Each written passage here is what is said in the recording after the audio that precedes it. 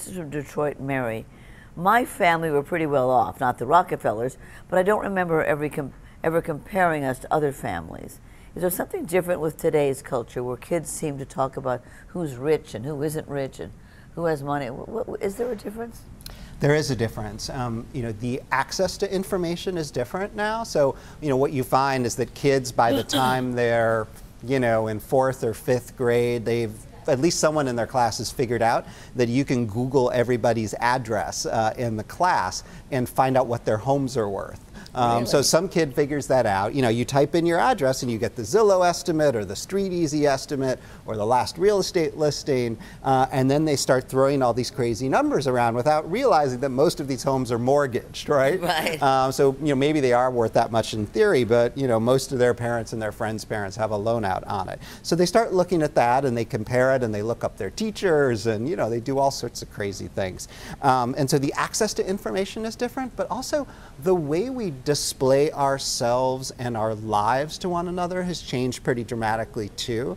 You know, most people don't think of Facebook for grown-ups or Instagram for teenagers and often kids in middle school. Most people don't think about it as you know, a sales tool or an engine for envy, but I actually think that's exactly what it is, because most people put the very best version of themselves forward on social media, and you know, they're just trying to be cheerful, but what it ends up feeling like to the person on the other side of the iPad glass with their nose kind of pressed up, you know, they're looking at this and feeling like maybe their lives aren't as worthy. I mean, imagine yourself at age 14 and you're looking at all of your friends' Instagram feeds and they're out at some party that you weren't invited to, or they're showing off their shopping things that you can't afford, or they're on a vacation that you didn't get to go on, and maybe they took a friend along and you thought that they were your best friend, right?